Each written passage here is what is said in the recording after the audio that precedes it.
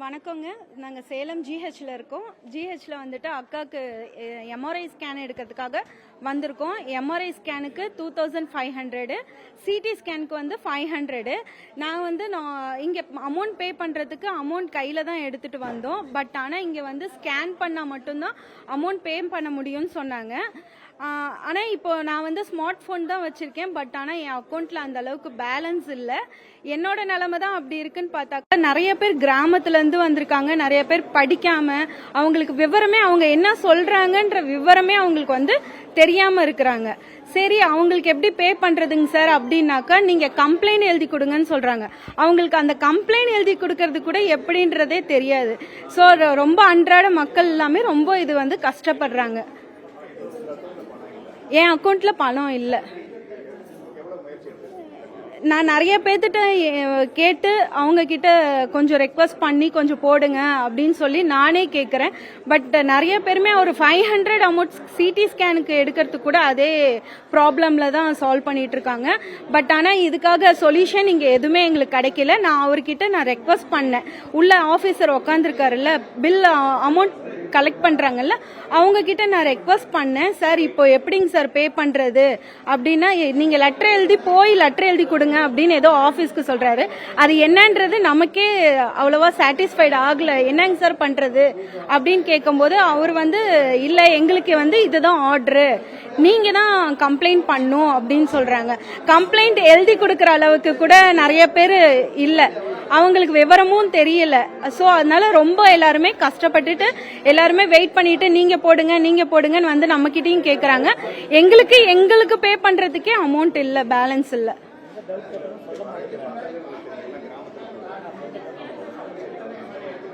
எந்த டவுட் கேட்டாலுமே சரியா ரெஸ்பான்சிபிலிட்டி இல்ல.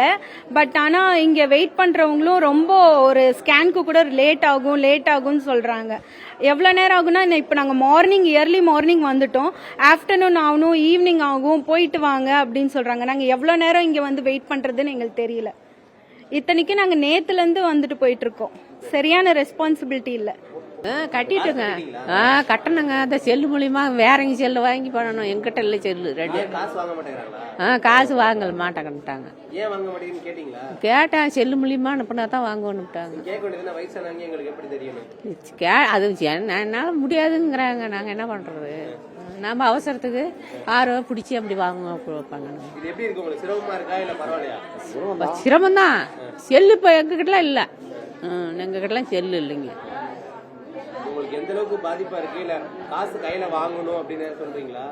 நாங்க மோடி திட்டத்துல வந்தோங்க. நின்று போட்டோம் மோடி திட்டத்துல.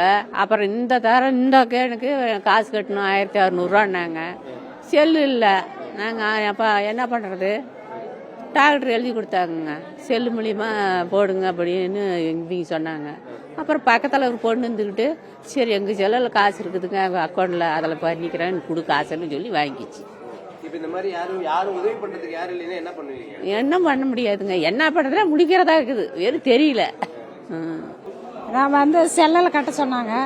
அதனால தலைவலி தாங்க முடியல. செல்லில் கட்ட முடியும், இதில் செல்லில் காசு இல்லை. அதனால வந்து நாங்கள் பணம் கட்டுறோம், 500 கட்டுறோம்.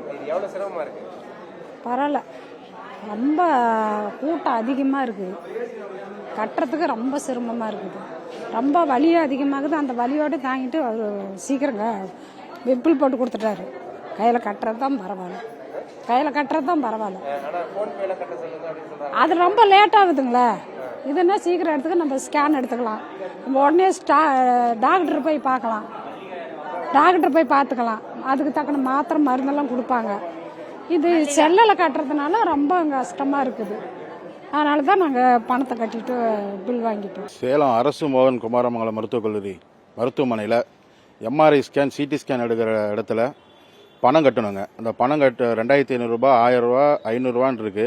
அதுபடி அந்த பணம் கட்டுற ஜனங்க கிட்ட டெபிட் கார்டு, ஜிபே மூலமாக தான் பணம் வாங்குறோம்னு சொல்லி கேட்குறாங்க.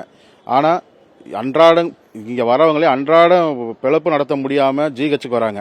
அவங்கக்கிட்ட போய் கூகுள் பேல பணம் அனுப்புங்க, டெபிட் கார்டு கொடுங்கன்னு சொல்லி கேட்குறாங்க. இது யாராலையுமே முடியாது. அவங்களே நோய்வாய்ப்பட்டு கஷ்டத்துக்காக வராங்க. அவங்கள வந்து ஜிபே பண்ணுங்கன்னு சொல்லி ரொம்ப துன்புறுத்துறாங்க.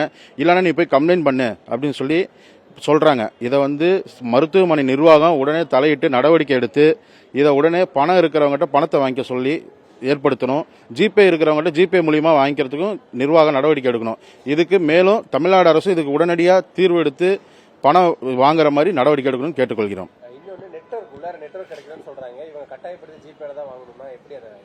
மேலும் பாத்தீங்கன்னா உள்ள இருக்கிற 100க்கும் மேற்பட்ட ஜனங்க இன்னைக்கு வந்து எம்ஆர்ஐ ஸ்கேன் கட்டுறதுக்காக காலையில இருந்து நிக்கிறாங்க 7 மணில இருந்து. அங்க உள்ள டவரே எடுக்க மாட்டேங்குது. அரசு மருத்துவமனை ஹாஸ்பிட்டல்ல டவரே எடுக்கல.